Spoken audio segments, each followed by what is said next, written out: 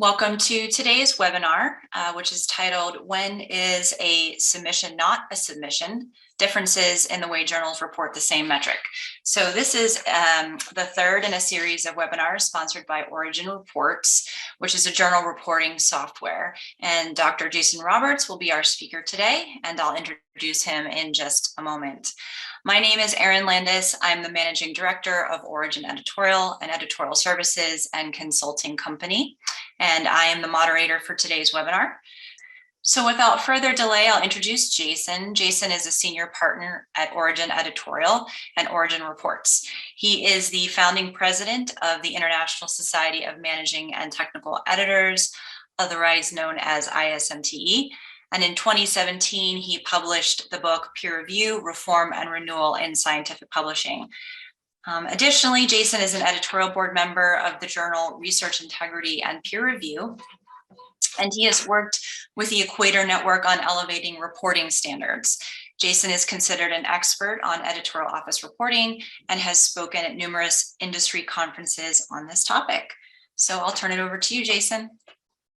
Okay, hello everybody, and thank you for joining us today. And today's topic is one I think that a lot of people really struggle with, because essentially there is no way of actually defining anything other than your way. And that's the message that I'm going to deliver today. So, well, I suppose you can be wrong. You can add 1 + 1 and make 5 or something like that. But really, truly, with a lot of the reporting that you do in an editorial office, it really is down to how you frame your question and then go about answering it and picking the data that best answers that question.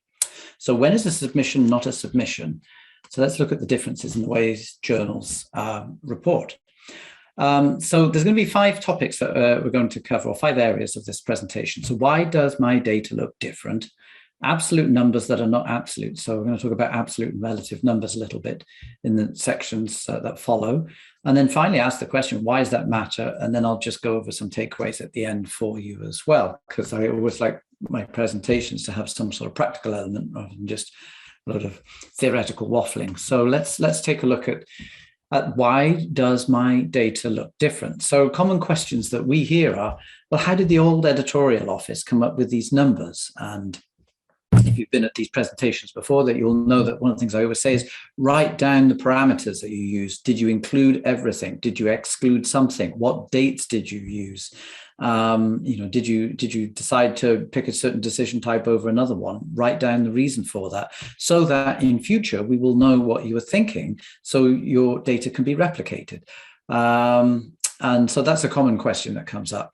You might, and again, it's like if you don't write it down, you might ask yourself the question, how did I generate these numbers last time?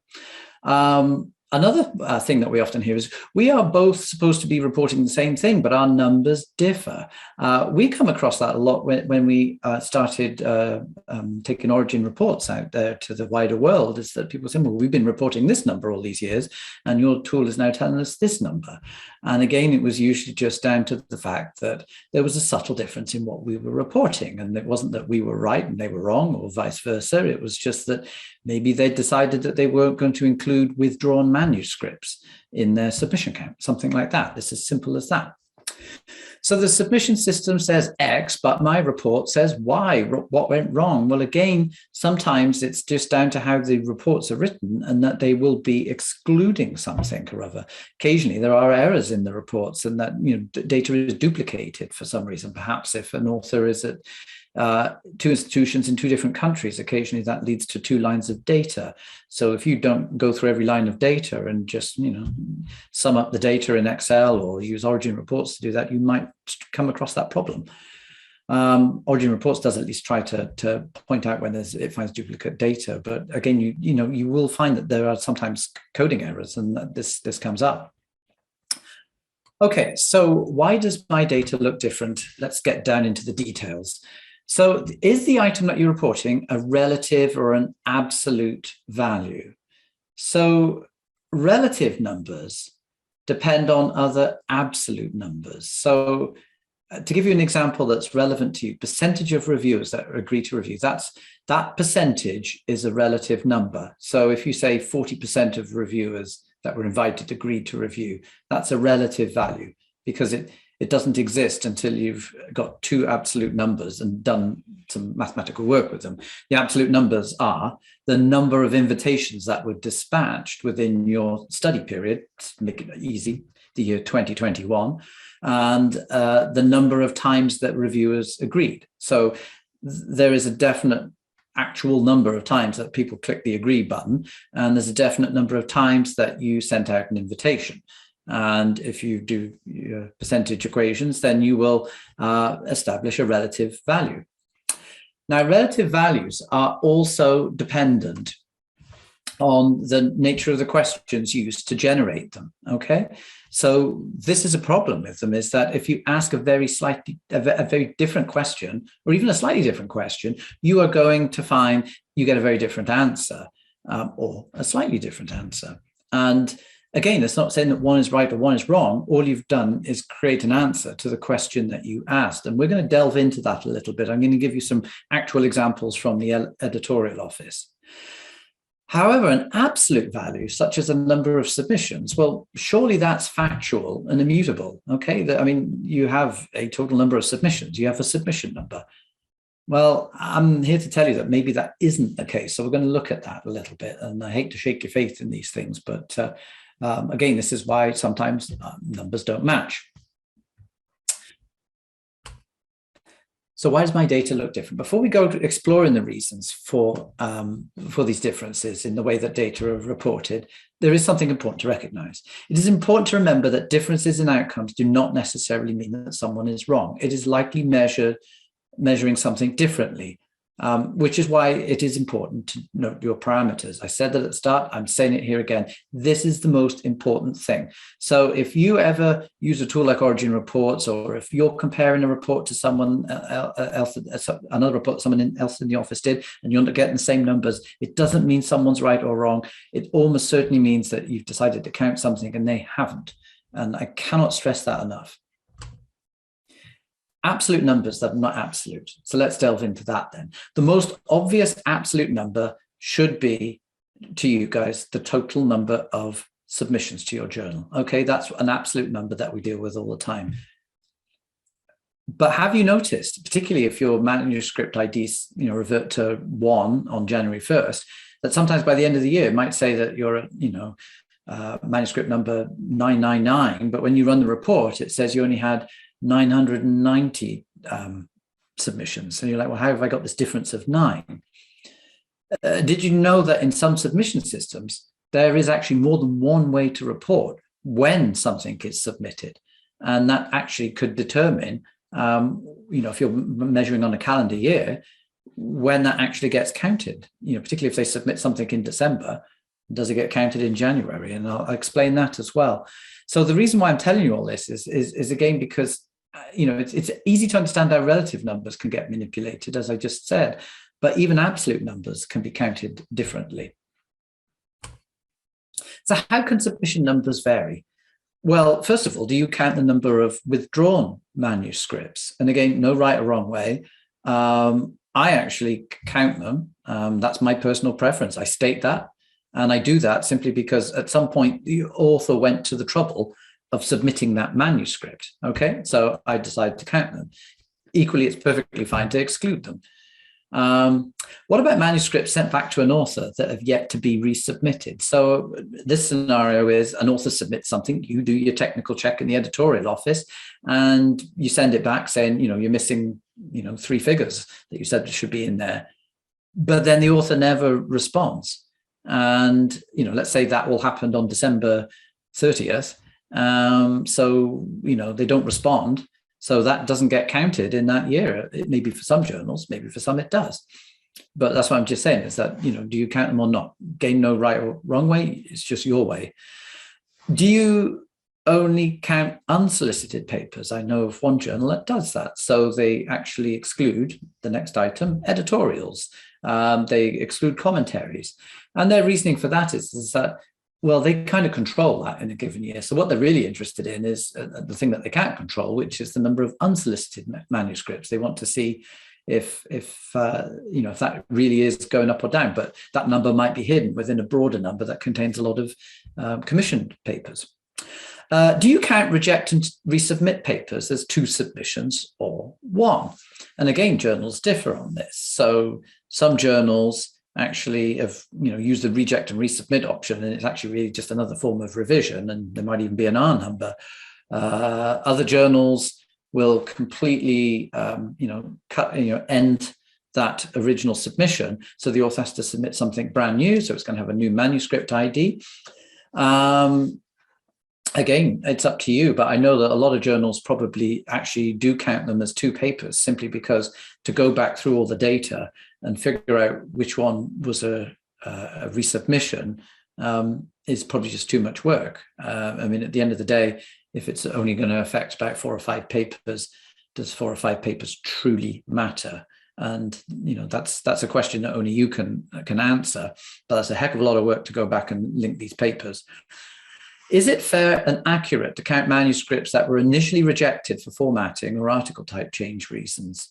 Okay, so this is, so I'll give you an example of this as well. This is a tricky one, and I'm not sure I've ever resolved this, is that I worked a journal for a while that the editor really didn't want to publish case reports. But we still had the category case reports.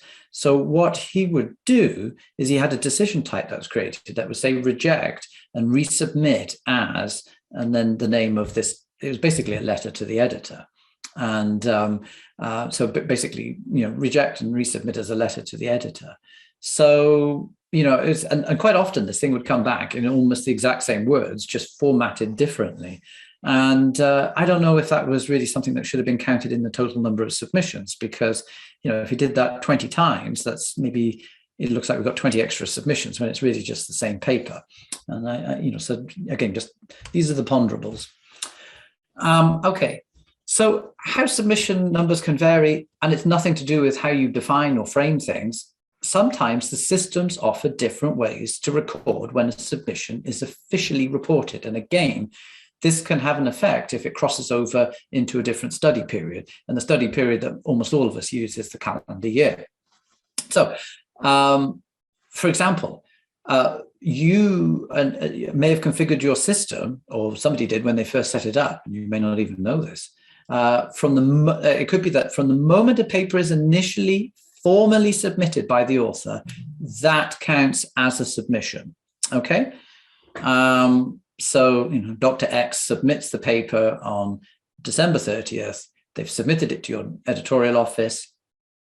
That counts in the December 2021 submission total. Okay. However, for some other journals, if a paper is returned to the author, when the author then returns the paper to the editorial office, that changes the actual date of submission. And so at that point, let's say that December 30th example, let's say you sent it back to the authors on January the 2nd, when you got back into the editorial office, and then they took a week to do that. So now up to January the 9th, then they submit it then the article is going to look like it was submitted on January the 9th. So suddenly this article, which could have been counted in 2021, is now counted in 2022. Which is one of the reasons why Origin Reports actually asks this question as to which report do you use? Is it the first receipt date, or is it the initial date submitted, which is actually a bit confusing of a term, but the first receipt date is that first example that I gave, and the initial date submitted is the date that finally something is in and it's ready to go off to the editors. So a little confusing. I'm not sure that people know that the systems configured this way, so this can be a potential problem in your reporting. Here's an example of that from a journal that's been de-identified, and I don't know how clear these numbers are, but to give the example here, this particular manuscript, it was first received on the 13th of November 2017. However, there were major problems with the manuscript, and the editorial office could detect this. There's formatting errors. Maybe the tables were, problematic. Maybe the figures couldn't be read. Whatever the reason, they were sent back to the authors, and then the authors took their sweet time to get back. And in fact, they didn't return it till the 15th of January. And so, depending on what you would pick as your main reporting criteria, really then affects the number of your reporting data afterwards. So let's actually explore that. So suddenly, we're asking ourselves two questions. What is a submission and when is a submission? So, literally what constitutes a submission? Is it the act of the author submitting the manuscript? So taking it out of the author account and putting it in the editorial office account. Does that count as a submission? Or is it really when the editorial office has finally gone back and forth with the authors and said, now it's ready to be put into peer review? And at that point, is that when it's finally classed as a submission? Only at that point.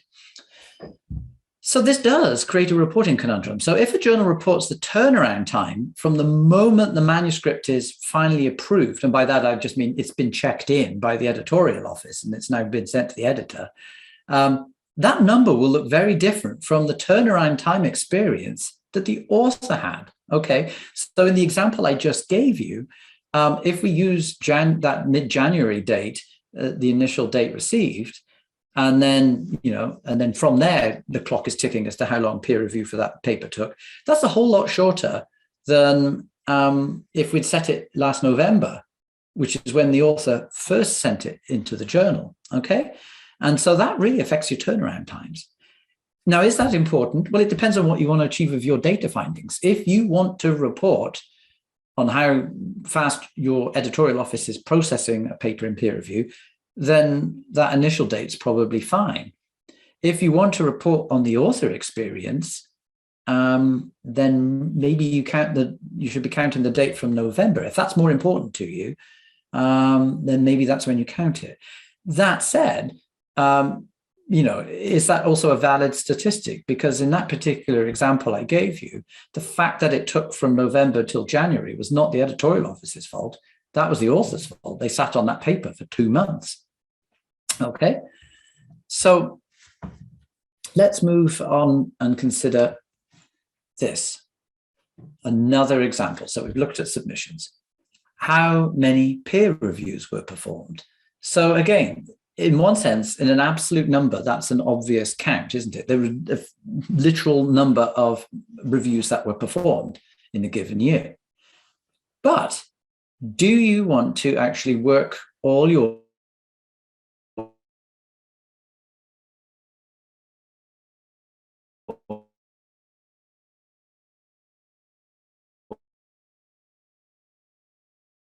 headache?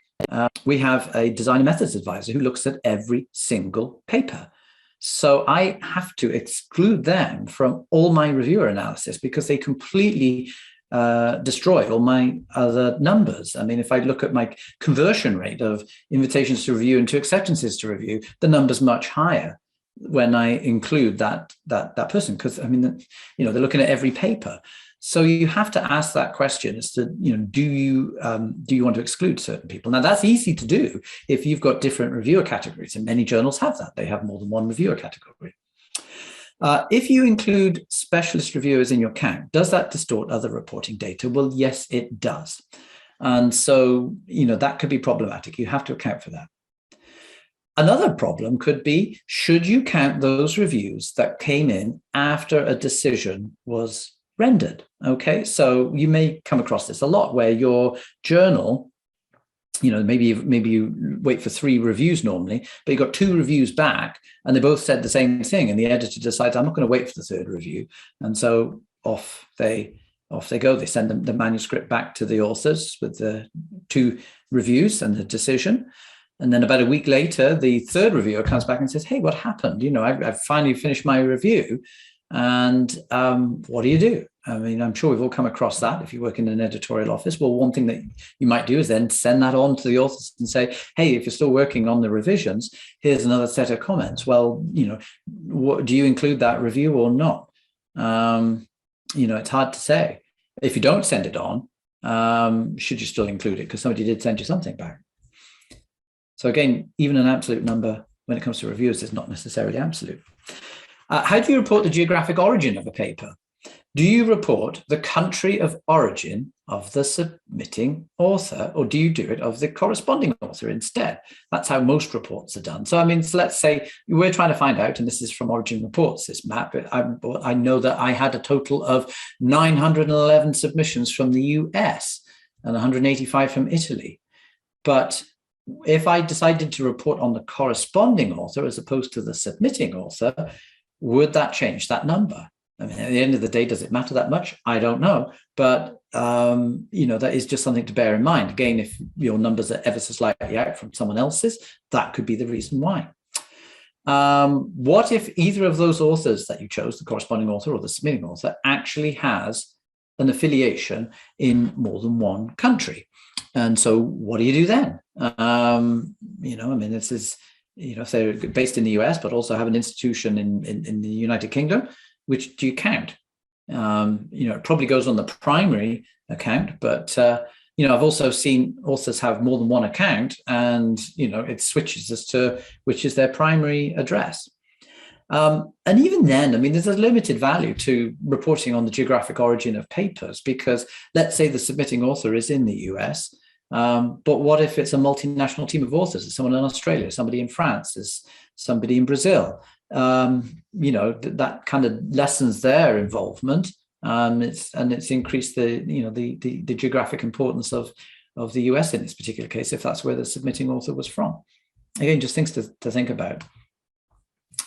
Okay, so that's absolute numbers. Let's think about relative numbers and how subtleties lead to big differences. So differences in counting absolute numbers, like submissions, can be explained by simple variance in whether or not to count everything, or different understandings of what is meant by the term submission. So, do you actually want to include everything when you count submissions? What do we understand by submissions? I gave you the example of the systems. But relative numbers are susceptible to subtle differences in how questions of data are posed. So the timing of your study period, if a reset at the end of the calendar year is used, can make a real difference. And I'm going to show you how that makes a difference in reporting rejection rates in a minute.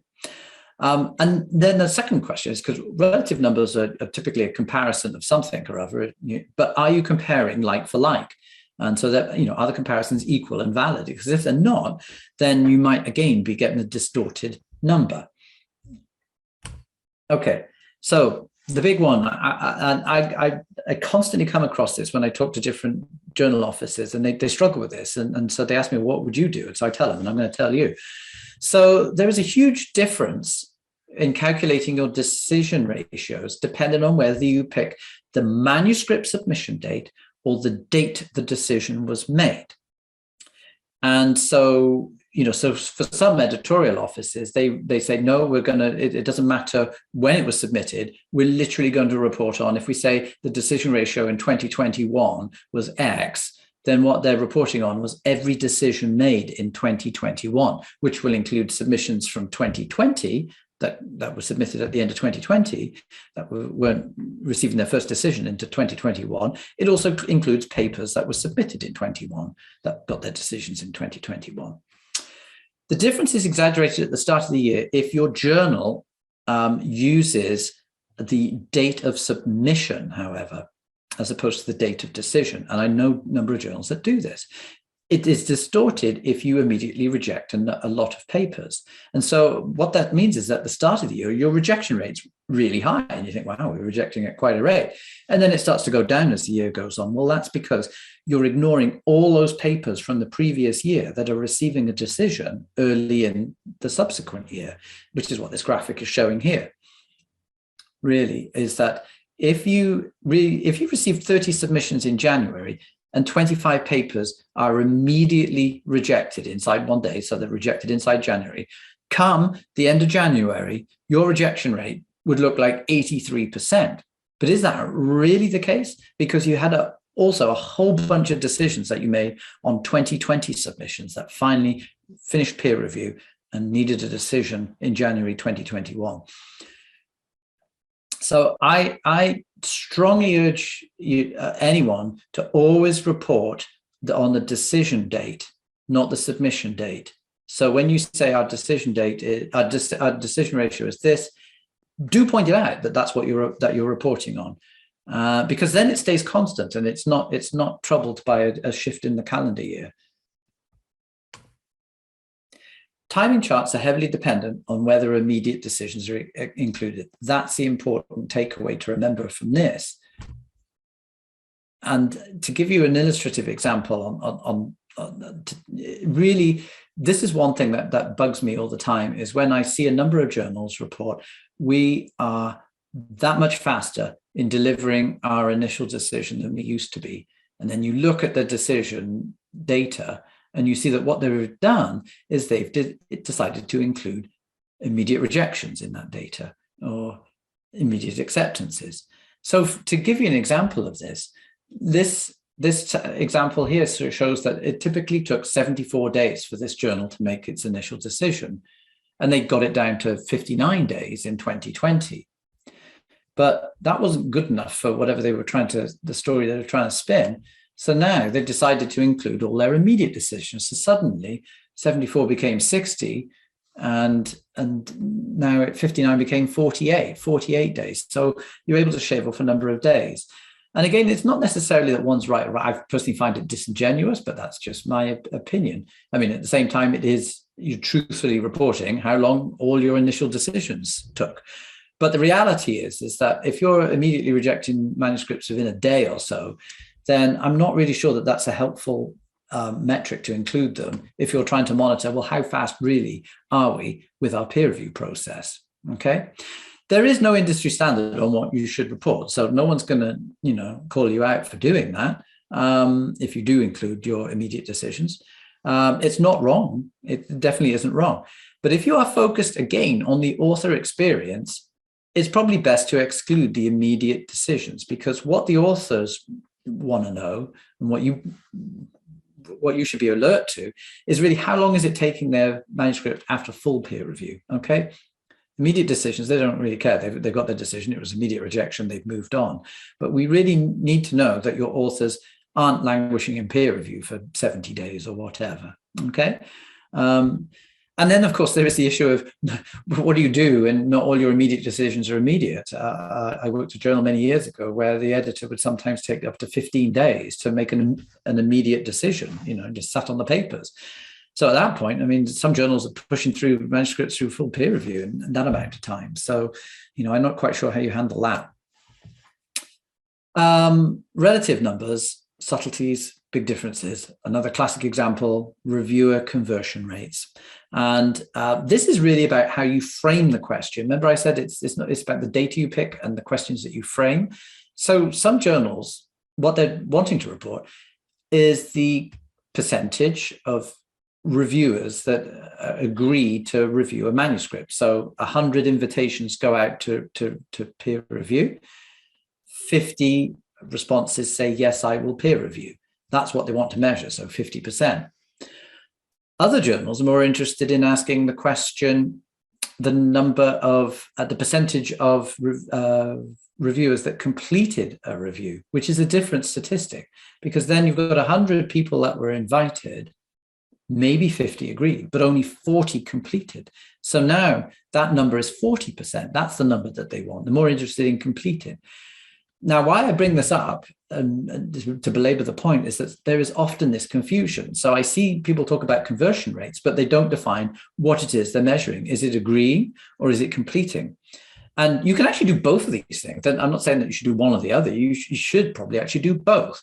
I'm just saying when you report a conversion rate, make sure you clearly distinguish what it is that you've reported, because they are two distinct behaviors. Because that's great to know that you've got all these people that are agreeing, but you may also have a problem with people agreeing but never getting a review done.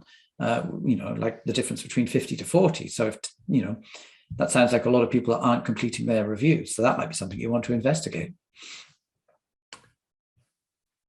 So, this next relative value is, if you know the phrase, how long is a piece of string? It's like, this is kind of that question. It's like, how long do reviews take at your journal? There are so many different ways to answer that question. And again, it's just your way. So how long do reviews take at your journal? If an author asks you that question, well, the answer you give could be to any one of these questions. Do you mean the average time it takes a given reviewer from the time they are invited until they submit their review? So, reviewers take on average mean of 10 days to complete a peer review. I doubt the author's that interested in that statistic. You might be interested in that because you want to know how your reviewers behave.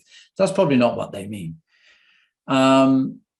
If you want to really get into the weeds with that question, do you mean the average time it takes to give in a reviewer from the time they accept the invitation until they submit, or the time from when they were invited until they submit? Again, a different distinction. And that's actually important when it comes to measuring your editor behavior. If you want to look at how long did it take a manuscript to get to a decision with editor X or editor Y, you might want to consider, do you actually include the time that it took for the invitation or not? And there's reasons to do that. There's reasons to exclude it. Alternatively, do you calculate this metric that this person wants an answer to based on manuscript data rather than reviewer data, such as what is the mean time for every peer review completed on manuscripts reviewed in a given time period? So literally, what is the mean time it takes to provide an initial peer review, from submission to decision?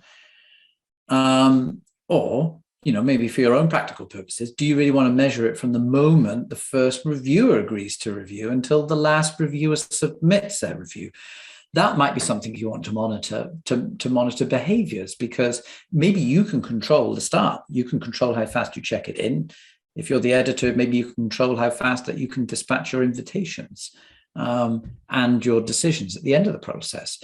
But then this is about reviewer behavior management. That's how you maybe want to answer that particular question. So again, many different ways of asking, essentially what seems like the same question. It's actually many different questions. So why does this matter? Well, it depends on the story you want to tell and who is listening. So, if you it can be used to spin a story. So you can show off your processing prowess, speedy turnarounds, whatever, and say, hey, we're great, we're doing this. Well, that's great if you want to tell that story to the outside world, but you maybe need to be having an honest conversation about things in the background. Well, it's great, we are much faster if I report this statistic, but if we also look at other data, we can see that we're faster because we've tightened things up in the editorial office, but our reviewers are still as slow as ever. So maybe that requires some work. So you should consider the experience of others. And so I don't think there's one statistics rule at all. So, when you report turnaround times, maybe you've got, here's our processing turnaround time. This is how fast we are. And then here's the author experience turnaround time, which is probably the larger number. This is how long the author had to wait before they heard from us again. So, consider that, that you can deliver way more than just one statistic for everything, that there are many different things. And that really depends on who your audience is.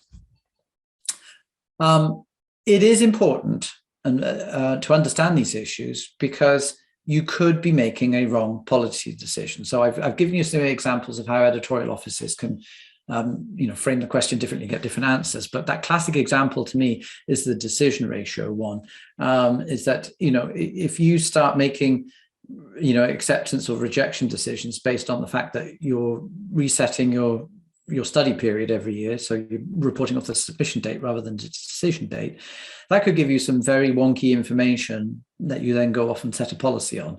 So, that's an extreme example, but there are other examples. So again, just always think about what are the implications of the numbers that I give. So, it just seems like an innocent thing to report the total number of submissions, but, just have a think about what does that mean if there are subtle distinctions. Certainly when it comes to the relative numbers, when you're finding the percentage of something, make sure that you are using the right data, make sure you've asked the right question, and just make sure that your data is clean enough to give you the information that you need, and then write down what it is you did so that someone else can go along and try and replicate what you did. Okay, so the takeaways from today: understand precisely what you're reporting. Ask yourself the question, are you using the correct data to answer your questions? Also ask the question, are you using the data correctly to answer your questions? Do not assume that if numbers do not match, that one party is wrong. So, if your editor-in-chief runs their own numbers and comes back and says, my numbers don't match yours, and with the veiled implication that you're wrong, I'm right, because I'm the editor-in-chief and I'm the Will's expert here. Maybe they just didn't include all the things that you did, or they excluded something. So have your defense ready. Be prepared to comb through the data and point that out. There are no industry standards, so create your own, write them down, make sure somebody else knows about them, and document your reporting parameters. And if you do that, you should have some fun with statistics. This is not meant to scare anyone. It's just meant to point out that when we don't get things that match, that it's not necessarily all doom and gloom, and that there's usually an explanation for it. So that concludes the presentation today, and I'm happy to take some questions as they come up.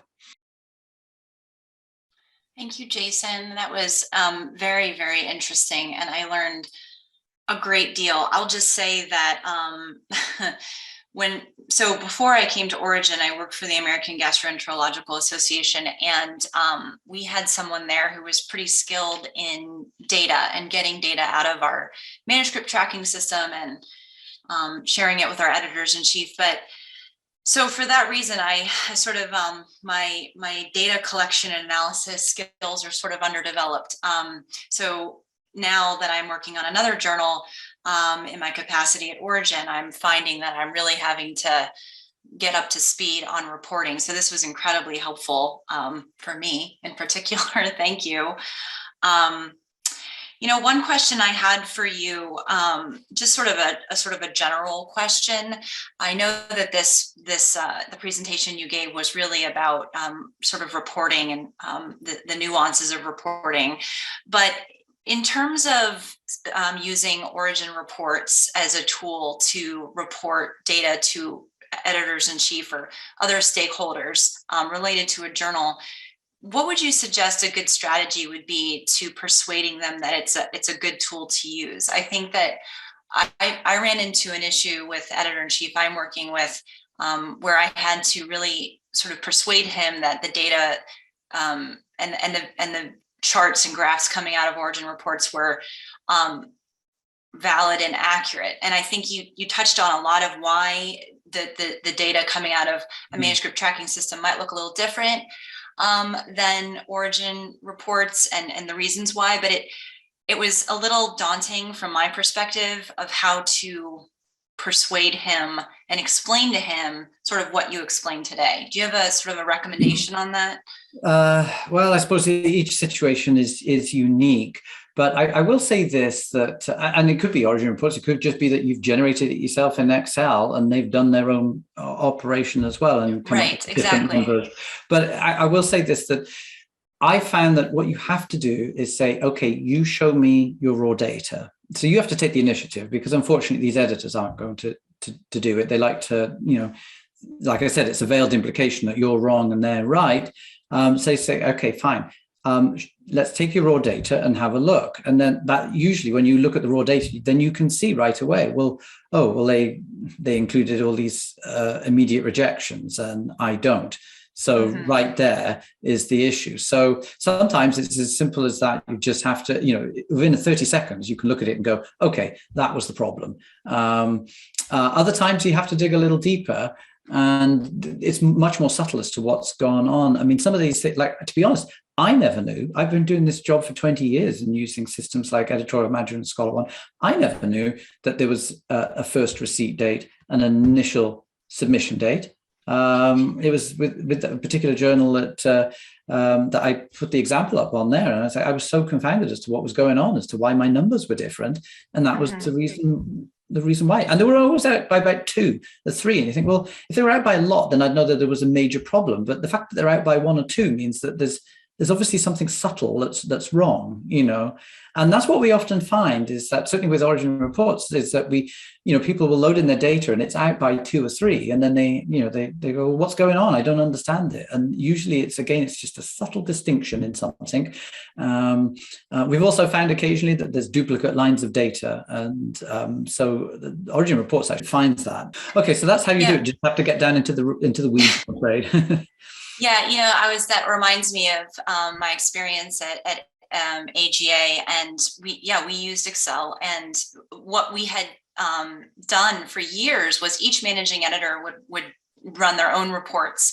And interestingly, even though we were using similar reports in Editorial Manager, we were coming up with very sort of discrepant data, and it was confusing. And so ultimately we centralized everything with one person who standardized how we were going to pull the data out, so that we had the same approach for every journal, which I think helped tremendously. But you're right, you really do have to kind of dig down and really understand it to be able to explain it, because the editors, they're very used to working with data, and so they're able to spot these subtleties.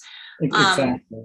I said this at Council of Science Editors meeting in 2018. I said this then, and it's everyone sort of tweeted it because I guess it resonated. Is that we could put 100 people at a Council of Science Editors meeting in a room to report on turnaround time to first decision, and I can guarantee that we'll come up with an absolute multitude of different answers.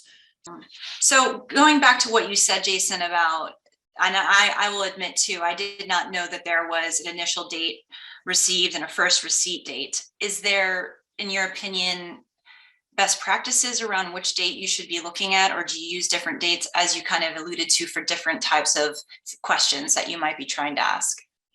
I think it's the latter. Honestly, I've never really thought about this question so much because it's not one that's troubled me too much, but it's like one of those things, the more you know, the more that you start to question yourself. But I would personally, I think what you always need to be taking into account is the author experience. But in that example I gave, it's like, well, that wasn't really my fault. I mean, that wasn't my journal, but, it was like, it wasn't that person's fault in the editorial office. If the author just goes off the radar for any number of reasons, then, what can you do? So, I mean, if the author experience was that took a long time, well, that's because they took a long time. It's not because you took a long time. I like to just generate as many numbers as I can and explain them away. Now, it used to be, when I just used Excel, that's it takes forever to do that. And so I would kind of, cut corners and not do all the reporting that I'd like to do. But, now that a number of these reports can just be at the click of a button, then I want to report more. So I give more information away these days. And then I just have to think of my audience, because it's like, I know if I'm talking to an editorial board, they might want to know how fast they themselves, so how the editorial office is performing, but they're not interested in some of the other statistics I've got, because it's like, well, that doesn't really affect me. It's like if the author takes, a mean of 3 months to return their first revision, well, that's nothing to do with me. That's all to do with them. So they're not interested in statistics like that. However, I'm interested in statistics like that because I've got to know where these papers are. I've got to get them back. You don't want papers languishing for a long period of time. So, can you be better hassling authors to get their papers in? So, again, this is why maybe you've got internal and external metrics that you report. So we actually do that with a large client. We give them about 40 different reports out of Origin reports. But we have an internal report, which is, a lot of processing stuff, an external report that all the editors can get to see. So. I think it's interesting because when I started in scholarly publishing a long time ago, over 20 years ago, there wasn't a lot that we reported on, and we didn't use data nearly the way that we use data now, and how it has become such an sort of evidence-based industry. So in your experience, do you find that most journals are now using data regularly to make decisions, or is that still something that is sort of slowly evolving? It's slowly evolving. I mean, the big problem has always been that most of us that work in editorial offices are not mathematically inclined. And so, there is a great fear over reporting. I think if we had reports in place, we'd be much more comfortable. So you push the button, there's the report. And now where you are good at is analytical skills. You can bring context to this. You understand how your editorial office works. So you see a number and you go, oh, I can explain that. Okay, so that's good. But I still come across this constant issue that when a new editor comes on board, you have to go back to beginning again, and you have to explain everything, and then they might want to do something slightly differently, and that's really hard. If you're continuing on in the editorial office, you're like, but we've reported this metric this way, and there's a reason for it, and it's frustrating when somebody wants to change it, and it's not always for the better why they want to change it. I mean, I'm not going to name names, but I know of one particular case where they really hid their true rejection rate by just simply changing an article type, a decision type, to reject and resubmit, and it was really just a major revision, and so a subtle difference like that totally changed their rejection rate. It looked like their rejection rate was way higher, but it really wasn't. It was the same papers just coming back around. So so I don't know. So what am I saying? I think that there's definitely more interest in this. I think the hurdle of actually getting the data and doing something with it is gradually being overcome. And now the next phase is getting people to actually understand better what it is that they're doing, and that it would be great if people that come in as editors or whatever understand that professionals like us maybe do know what we're doing. We might not be mathematically inclined, but we do know the right numbers to report, and we do know what to include and exclude, and we do know the context behind these numbers and can give valid information back. So anyway, so those are my thoughts. Maybe people have other thoughts. Yeah, if anyone has any thoughts that they want to share, just please feel free to jump in. Mm-hmm. Let's see here. Let's see if I have any questions that were sent to me. Oh, here's a question or a comment from Govind. That was really clear insights on reporting submission, concluding that the report depends upon our need and author experience. Thanks for that clarity, Jason. This webinar would help us a lot in the coming days. So that's good. Yeah. No, it's. I mean, again, it's like authors is a classic one because they're the bread and butter of a journal. But even just thinking about the editor experience as well. And in a previous webinar, I put up a very colorful looking chart that showed turnaround time, mean turnaround time, rejection rate, and there was a bubble that showed the size that reflected the number of papers that they looked at. But you could take the same statistic to laud or beat up an editor, and you need context behind all of these things. And that's why, again, another piece of advice I could give is that don't just give a statistic out and leave it blowing in the wind, because somebody's going to take that and misinterpret it. Maybe make sure that every statistic you give an explanation for it. Like another webinar we did on 2 data points do not make a trend. When somebody says, well, we're down from the last quarter, great, well, you might be up the next quarter. Doesn't mean anything. And so this is my fear, is that that these numbers can get manipulated. So the more context you get down in your data, the more parameters that you write down so people understand what you did, the less likelihood that your data is going to get misinterpreted. Because the last thing you want to do is waste time because someone's got some question that's ill-informed, but you're now going to have to go away and dig in the data to prove why something was actually 72 and not 71. And they're insistent that they get this answer, even though at the end of the day, it doesn't matter, but I'm sure we've all been there. So you've mentioned that there aren't any sort of best practices or standards. Should there be?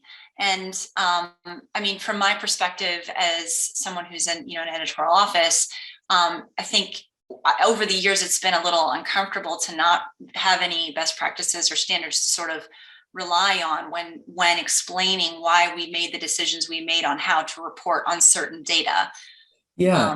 I think there should be, but I don't know who is the authority to set that up. I think, fine, we could write down, here's a bunch of things that we think are the best practices, and, if people like them, then they can run with them, but I do wish that there were, because again, I'll give you an example of this, is that, it kind of just reinforces what I just said, is that I run a whole bunch of numbers at the end of the year, I give them to my editor, and then we don't ask the publisher to do this, but then the publisher also generates a bunch of numbers and they're nothing like mine. And then the editor then comes to me and says, well, these are completely different. And I said, well, because I don't know why the publisher chose to report things like this, but classic example is they include initial rejections in turnaround time, something like that. Well, they've decided that that's what they're going to report on, but they didn't tell you the parameters. And so right there, that's a problem when, it sounds quite kind of authoritative when the publisher says, here's all your, peer review data. And, you suddenly start questioning yourself, is little old me, trying to do this myself. But in reality, you've got your own set standards. So yes, I do think there should be some, and maybe, Origin will take a stab at that and just put it out there, and then people can discuss it. I don't think we'll claim ownership over it, but I think it would help guide people, because I think the biggest single fear people have is, first of all, is that I don't even know how to answer this question. Well, if we can help them with that, it's like, okay, but is that the way I should be answering it? And it's like, well, if that's what you want to do, then that's what you should do. But right. But yeah. I mean, I remember years ago when we were trying to make a decision, just kind of exactly what you were talking about, rejection rates, and what exactly should we be counting? And we couldn't find really any guidance. I mean, there was guidance, but if there was, two schools of thought, we weren't sure what school of thought we should go with. And I think ultimately it came down to, we had to explain what we did and sort of the rationale, but we didn't have any sort of authoritative guide or set of standards to fall back on when we were sort of further questioned. So that's something that potentially could be useful for the community. It would. Well, put something out and then let everyone pick it apart, because that's what people will do. And hopefully, anything that you say is evidence-based. I think the example I gave today on the decision ratios is an example of that, is that I think I can show you why you shouldn't use the submission date. But, Right. So I think we're probably close to the end here. If there are no other questions or comments for Jason, we'll probably just go ahead and wrap up. Was there anything else, Jason, that you wanted to add before we close? I'm just going to put up one final slide. I was remiss to mention before, but you can learn more about Origin reports by going to our website. We also do other webinars. We have a blog. Follow us on Twitter and LinkedIn. But yeah, go to originreports.org and you can practice with demo data. If you've not used it before, we actually have some demo data there. It's de-identified data, and you can see what the reports look like. So please feel free to contact us as well. Sherry Hill is the person who leads this project, and she is super responsive, and she alone has probably solved a number of reporting riddles for various journals. So if you haven't tried it, give it a go and let us know what you think. And again, thank you so much for coming along today. I really appreciate it. Yes, thank you so much. And as I mentioned at the top of the webinar, we will send a recording of the webinar out so that you can share it with your colleagues, and feel free to email any of us with any questions that you might have. And we look forward to seeing you again soon. Thank you. Enjoy the rest of your day.